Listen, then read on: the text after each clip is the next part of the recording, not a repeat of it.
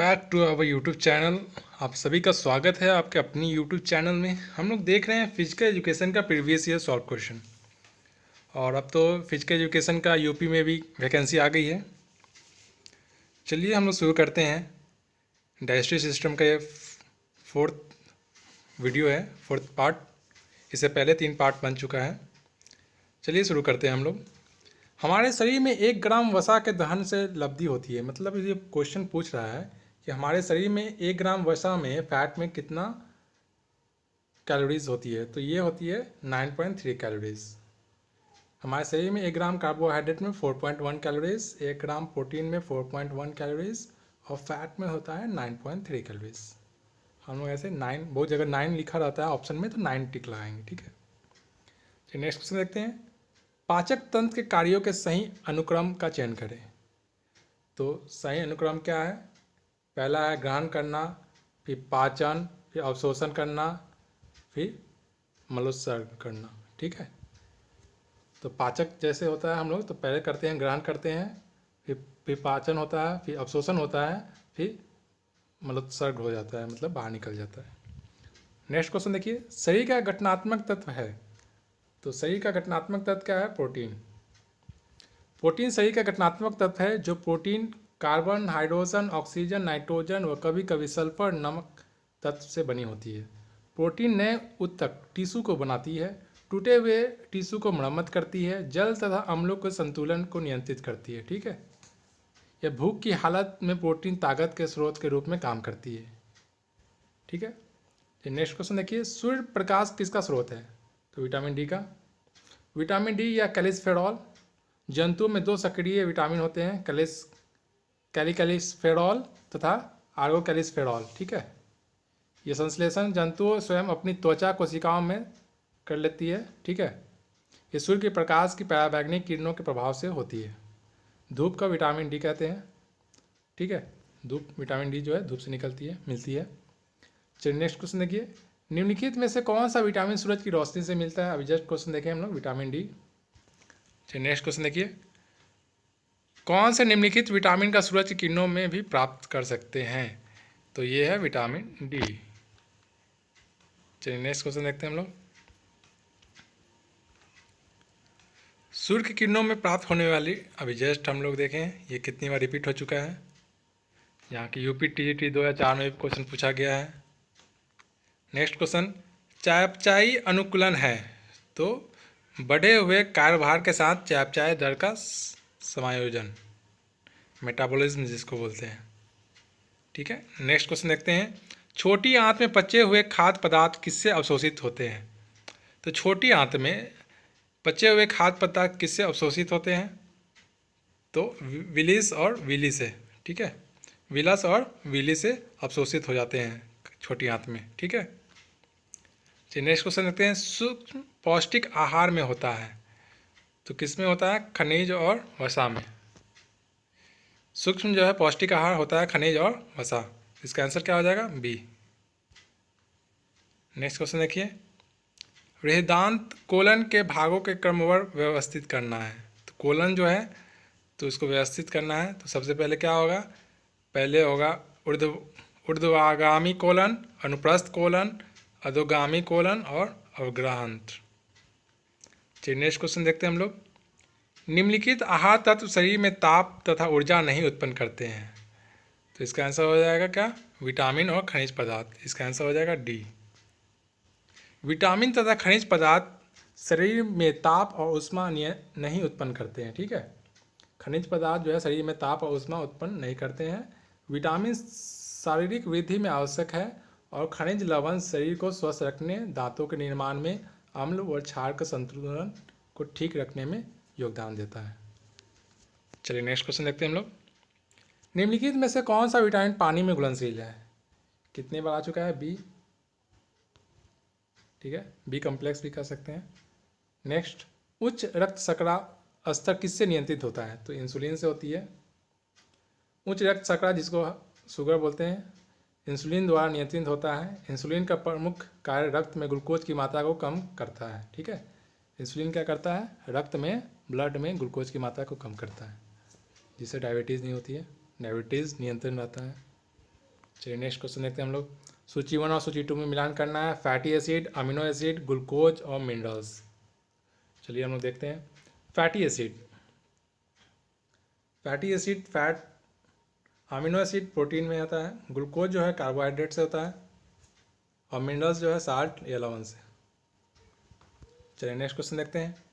निम्नलिखित में से कौन सा आहार तत्व शरीर में गर्मी और ऊर्जा उत्पन्न नहीं करते हैं? तो विटामिन और जल। इसका आंसर हो जाएगा सी, सॉरी सी नहीं, ए। 2 और 3 विटामिन और जल। क्या आंसर हो जाएगा? ए, विटामिन और जल। विटामिन तथा जल शारीरिक ऊर्जा के स्रोत नहीं है, जबकि कार्बोहाइड्रेट व वसा ऊर्जा के प्रमुख शारीरिक ऊर्जा के प्रमुख स्रोत है। चलिए नेक्स्ट क्वेश्चन देखते हैं हम लोग। सूची 1 और सूची 2 में मिलान करना है लार, हाइड्रोक्लोरिक एसिड, बाइल, इंसुलिन। तो देखिए लार कहाँ बनता है? मुंह में बनता है। हाइड्रोक्लोरिक एसिड का क्या काम है? जठर, पेट में। बाइल जो है यकृत, और इंसुलिन जो है अग्नाशय में होती है। चलिए नेक्स्ट क्वेश्चन देखते हैं। इसमें भी सूची 1 और सूची 2 में मिलान करना है लोहा, लो, सोडियम, फास्फोरस, आयोडीन। चलिए इसका देखते हैं हम लोग। तो लो जो है हीमोग्लोबिन का बनाना होता है, लोहा जो है आयरन का क्या काम है? हीमोग्लोबिन को बनाना। सोडियम जो है चेता तंत्र का कार्य, फास्फोरस जो है मजबूत अस्थि का, और आयोडीन जो है सही थायराइड कार्य का। ठीक है। नेक्स्ट क्वेश्चन देखिए। विटामिन B1 को डैश नाम से भी जाना जाता है, तो थायमिन के नाम से भी जानता है, ये रासायनिक नाम है थायमिन। नेक्स्ट क्वेश्चन देखिए। सूची 1 और सूची 2 में मिलान करना है दूध, पनीर, दही और नट्स। सेकेंड क्या है? मांस, पोल्ट्री, मछली। थर्ड क्या है? सब्जी समूह। फोर्थ है ब्रेड, चावल, खदान। तो देखिए दूध, पनीर, दही, नट्स से क्या होता है? कैल्शियम मिलती है। मांस मछली से प्रोटीन, सब्जी के समूह से विटामिन, और ब्रेड चावल जो है कार्बोहाइड्रेट है। ब्रेड चावल में क्या है? कार्बोहाइड्रेट है। चलिए नेक्स्ट क्वेश्चन देखते हैं हम लोग। सूची 1 सूची 2 में इसमें भी देखिए दूध, पनीर, योगर्ट, मांस, मछली, वनस्पति समूह, ब्रेड, अनाज, चावल। ये जस्ट अभी हम लोग देखे हैं। दूध से क्या होता है? दूध, पनीर, कैल्शियम मिल गया। मांस मछली से प्रोटीन मिल गया आपको। वनस्पति से विटामिन मिल गया, और ब्रेड चावल जो है कार्बोहाइड्रेट। चलिए नेक्स्ट क्वेश्चन देखते हैं हम लोग। सेम ये भी यही है। दूध, पनीर से आपको कैल्शियम मिल जाता है, दूध पनीर से कैल्शियम, मांस से प्रोटीन, वनस्पति से विटामिन, और ब्रेड अनाज से कार्बोहाइड्रेट। चलिए नेक्स्ट क्वेश्चन देखते हैं हम लोग। दूध, मक्खन और घी से क्या मिलता है? तो विटामिन ए और डी। विटामिन ए का स्रोत है दूध, मक्खन, हरी सब्जियां, गाजर, खरबूजा, आम। ठीक है। ऑयल, कद्दू, अंडे, पपीता, मटर, खुबानी। ठीक है। और विटामिन डी का स्रोत है पीला भाग, जैसे मछली के तेल, दूध, मक्खन होते हैं, और धूप भी होता है, सन। चलिए नेक्स्ट क्वेश्चन देखते हैं। कैलोरी का क्या मापने की इकाई है? कैलोरी का गर्मी। ठोस एक कैलोरी ऊर्जा की इकाई है जिसका उपयोग भोजन में संग्रहित ऊर्जा की मात्रा को मापने के लिए किया जाता है। ठीक है। एक भोजन कैलोरी ऊर्जा की वह गर्मी है जो 1 किलोग्राम जल का ताप 1.6 बढ़ाने के लिए आवश्यक ऊष्मा की मात्रा है, जो जिसे किलो कैलोरी कहते हैं। 1 ग्राम जल का ताप 1.6 बढ़ाने के लिए आवश्यक ऊष्मा की मात्रा को 1 कैलोरी कहा जाता है। कैलोरी खाने और पीने के माध्यम से ऊर्जा खपत के प्रस्तुत करती है, और सारी गतिविधि के लिए ऊर्जा का उपयोग किया जाता है। ठीक है। चलिए नेक्स्ट क्वेश्चन देखते हैं हम लोग। कार्बोहाइड्रेट का श्वसन विनिमय अनुपात होता है, तो 1:50। चलिए नेक्स्ट क्वेश्चन देखते हैं हम लोग। सूची 1 और सूची 2 में मिलान करना है आयरन, जिंक, सोडियम और आयोडीन। तो इसका देखिए आयरन जो है हीमोग्लोबिन का निर्माण करता है, जिंक जो है इंसुलिन का उत्पादन, सोडियम तंत्रिका तंत्र का कार्यप्रणाली, आयोडीन जो है थायराइड और सुचारुपूर्ण कार्य करता है। नेक्स्ट क्वेश्चन देखिए। अभिकथन ए और तर्कार दिया गया है। अभिकथन क्या कह रहा है कि संतुलित आहार आयु, लिंग तथा व्यक्ति के द्वारा किए गए काम पर आधारित होता है। और तर्क में क्या है? संतुलित आहार में carbohydrate, protein, fat, vitamin, minerals, पानी का समावेश होता है। तो इसका क्या आंसर होगा? सी। ए सही है परंतु आर गलत है। अभिकथन ए सही है परंतु आर जो गलत है। संतुलित आहार आयु, लिंग तथा व्यक्ति के द्वारा किए गए काम पर आधारित होता है। ठीक है।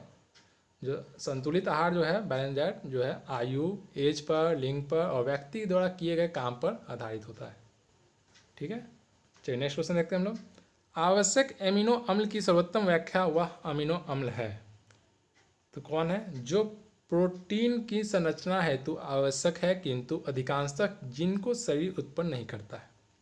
तो आवश्यक एमिनो अम्ल की सर्वोत्तम व्याख्या क्या है? जो प्रोटीन की संरचना हेतु आवश्यक है किंतु अधिकांशतः जिनको शरीर उत्पन्न नहीं करता है। सॉरी, नेक्स्ट क्वेश्चन देखते हैं हम लोग।